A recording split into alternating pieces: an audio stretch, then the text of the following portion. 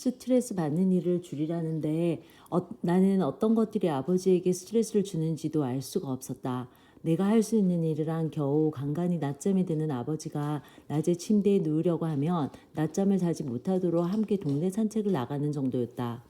여동생이 보낸 약을 시간 놓치지 않고 챙겨 먹게 하고 인터넷으로 수면에 도움이 된다는 음식을 검색한 뒤 감태를 사러 시장에 가보는 것뿐이었다. 그나마도 감태를 구하지 못해 나는 제2시의 시장 안을 빙빙 돌다가 빈손으로 돌아왔다. 아버지가 잠을 자다 슬며시 일어나서 화장실로 들어가 문을 잠그고 혼자 있거나 부엌 뒤 다용도실의 구석진 곳에 웅크리고 있을 때마다 나는 그 날짜와 시간을 내 수첩에 표시해 두었다. 주기를 살펴보기 위해서. 처음에 자꾸 어딘가로 숨거나 우는 아버지를 발견할 때마다 등에 땀이 솟곤 했으나 어느새 익숙해지고 있었다. 혼자 웅크리고 있는 아버지의 모습은 불안과 공포에 방치된 아이 같았다. 왜 거기 계세요, 아버지? 이리 나오셔요. 내가 손을 내밀면 아버지는 또 순하게 따라 나와 이부자리 속으로 들어갔다. 더위와 습기에 끈적이는 어느 여름밤 아버지는 손을 휘저으며 잠꼬대를 했다. 아버지는 애타게 누군가의 이름을 불렀다. 누구의 이름인지 알고 싶어서 귀를 기울여 보았으나 발음이 뭉개져 알아들을 수가 없었다. 허공을 휘젓는 아버지의 손을 붙잡아 바닥에 내려놓고 아직도 어딘가를 헤매느라 알아들을 수 없는 말을 웅얼거리는 아버지를 물끄러미 바라보았다. 이름이 아니라 비명소리였을지도. 갑자기 아버지가 벌떡 일어나 마당으로 연결된 미닫이 문을 밀고 뛰쳐나가려고 했으니까. 처음엔 현실이 아니라 꿈이라고 정신 차리라고 아버지를 흔들었지만 몇 번 그런 일을 겪은 다음엔 아버지를 다시 눕게 하고 가슴을 쓸어들이며 아무 일도 아니에요. 밤이 지나고 아침이 오면 괜찮아져요, 아버지라고 속삭였다. 아무 생각도 마시고 주무셔요, 아버지. 중얼거릴 때마다 삶의 하중을 강인하게 버텨내던 때의 아버지가 그리웠다. 간신히 땅에 발을 딛고 있었다고 할지라도 상처들을 숨길 수 있었던 때의 아버지가. 초등학교 때의 나는 키가 컸다. 4학년이었을 때 중학생 키만 했다. 큰 키 때문에 가을 운동회의 행진 프로그램에서 매번 맨 앞줄에 서곤 했다.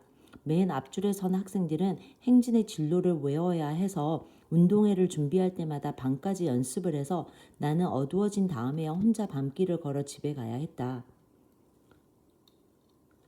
키는 6학년 아이들보다 컸을지라도 4학년에 불과했다. 연습을 마치고 어두운 고갯길을 혼자 걸어 집으로 갈 때면 늘 두려웠다. 달이 뜨면 달이 무서웠고 숲을 속에서 바스락 소리라도 들리면 숲이 나를 따라오는 것 같아 나는 눈물을 매달고 집을 향해 숨차게 뛰다가 내 발작 소리가 나를 잡으러 오는 소리같이 들려 그만 주저앉았다. 행진 연습을 마치고 집에 혼자 돌아오는 밤길이 무섭다고 행진에서 내가 빠질 수 있게 선생님께 말해달라고 조르자 아버지는 연습이 끝날 시간에 맞추어 자전거를 타고 학교 앞으로 나를 데리러 왔다. 들일을 하다가 불이 났게 학교로 달려온 아버지의 등에서 벼냄새, 땀냄새가 뒤섞여 맡아졌다. 한 번은 교문 앞에서 서 있을 줄 알았던 아버지 모습이 보이지 않았다. 아무리 기다려도 아버지가 오지 않아 혼자 고갯길을 걸어 집으로 가다가 갑자기 저 너머에 공동묘지가 있다는 생각이 났다. 그러자 눈물이 핑 돌고 다리가 후들거렸다. 행진 연습을 하느라 지친 다리에 힘을 주고 정신없이 집을 향해 뛰었다. 아이들에게 들었던 공동묘지 이야기들이 앞서거니 뒤서거니 떠오르고 비오는 날이면 공동묘지에 나타난다는 아기 귀신이 바로 내 옆에서 함께 뛰고 있는 것도 같았다. 아무리 달려도 집으로 가는 밤길은 줄어들지 않고 제자리 뛰기를 하고 있는 것 같았다. 눈물이 그렁그렁한 채로 길을 달리다가 가파른 고갯마루를 가쁜 숨소리를 내며 뛰어오고 있는 아버지를 만났다. 어둠 속에서 다급하게 뛰어오는 사람이 아버지라는 사실을 깨닫자마자 다리에 힘이 빠진 나는 아버지 부르며 주저앉았다. 자갈이 깔린 신장로에 주저앉아 다리를 쭉 뻗고 목청을 높여 울어댔다. 들판에 세워둔 자전거를 누가 말도 하지 않고 타고 가버려서 자전거를 찾다가 못 찾고 뛰어오느라 늦었다며 울지 마라 하던 아버지의 숨찬 목소리. 아버지가 옆에 있을 뿐인데 내 가슴을 가득 메우던 두려움이 사라졌던 그때. 밤하늘의 달이 구름 속으로 들어가 밤길이 더 캄캄해져도 무섭지 않았다. 숲속의 검은 그림자들이 너울거리는 것도 아무렇지도 않았다. 들판을 어슬렁거리던 짐승이 우리 기척에 놀라 달아날 때 아버지 뒤로 슬쩍 몸을 숨겼던 그때, 아버지의 존재만으로도 두려움이 달아나던 그때가 그립게 떠오르곤 했다. 나는 곁에 있을 뿐 아버지의 두려움을 조금도 막아주지 못했다. 아버지는 자다가 벌떡 일어나 숨을 곳을 찾거나 나한테 이러지 마시오 잠꼬대를 하거나 누군가 쫓아오기라도 하는 것처럼 다급히 뛰어튀어나가려고 했다. 문턱에 걸려 넘어지곤 일어나지 못한 채 그대로 잠에 들기도 했다. 수면장애의 밤이 지나가고 아침이 오면 아버지는 지난밤에 했던 행동을 전혀 기억하지 못했다.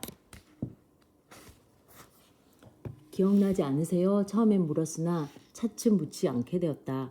기억나지 않는 지난날을 상기시켜 아버지를 다시 고통받게 하고 싶지 않았다.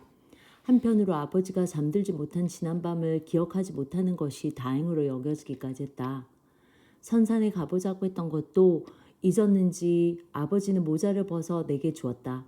옷걸이에 걸어두라는 뜻이었다. 그대로 아버지가 침대에 누우면 낮잠을 자게 될지도 모를 일이었다. 동네 한 바퀴 돌고 올까요? 아버지는 묵묵히 내게 내밀었던 모자를 다시 가져가 머리에 올려 썼다. 선글라스도 쓰실래요? 사람들이 흉본다. 누가 흉을 봐요? 김순옥 씨가요? 내 말에 아버지가 웃어서 나도 따라 웃었다. 선글라스는 깨끗하게 닦인 채 상자에 담겨 아버지 침대 옆 서랍에 들어있었다. 나는 아버지가 김순옥 씨라는 이름을 내 앞에서 발음한 뒤로 몇 번 의식적으로 김순옥이라는 이름을 들먹여봤다. 아버지가 식사를 안 하려고 할 때도 김순옥 씨가 보면 뭐라겠어요 했다. 처음에는 나무라는 표정으로 나를 바라보던 아버지는 이제 들은 척도 안 하고 웃어버렸다. 나는 아버지가 김순옥이라는 이름으로부터 자유로워지기를 바라는 마음으로 장난치는 거였으나 아버지는 김순옥이 아버지에게 어떤 사람인지에 대해선 입을 다물었을 뿐 아니라 가끔 내가 아무 때나 김순옥이라는 이름을 입에 담는 것에 언짢은 기색을 내비치기도 했다. 김순옥이 누군지 얘기해 주시면 더 말 안 할게요 했더니 아버지는 내가 간다고 인사도 안 하고 와버렸으니까 혼자 말을 했다. 아버지가 혼잣말과 함께 기진맥진한 얼굴로 침대에 다시 누워버렸기 때문에 산책은 해 저물려야 이루어졌다. 작은 문으로 나가서 도랑 쪽으로 걸어가다가 아버지가 우사를 바라보았다. 인자는 쓸모없는 것이니 허물어야 할 터인데 아버지는 우사를 들어가는 문을 열고 안을 한참 들여다보더니 저게 분꽃 씨앗이냐 물었다. 엄마가 가꾸던 텃밭 한쪽에 분꽃이 피었다가 지고 검은 열매가 단단히 맺혀 있었다. 아버지는 야물게도 맺혔구나 나지막히 말했다. 이맘때쯤은 열매들이 단단해지는 때라고. 마당의 남촌도 곧 붉은 열매가 동글동글 맺힐 것이니 살펴보라고도. 며칠 전 아버지는 마당에 한 그루 있는 구기자의 보랏꽃이 지고 그 자리에 맺힌 붉은 열매를 따고는 땅에 닿는 새순들을 쳐냈다. 내가 옆에서 새순인데요? 하니까 아버지는 이것들을 잘라내줘야 위로 영양분이 가서 또 열매가 열린다고 했다. 야는 줄기만 땅에 닿으면 새뿌리를 내리려고 하는데 땅에 닿지 않게 잘라지면 가을 구기자가 되고 눈이 올 때까지도 열매가 달린다고. 구기자가 그랬던가? 도랑 팽나무 아래 놓인 평상에 앉아서 늙은 호박 속을 파내던 내촌 할머니가 우리를 바라보자 아버지가 물었다. 뭐 한다요?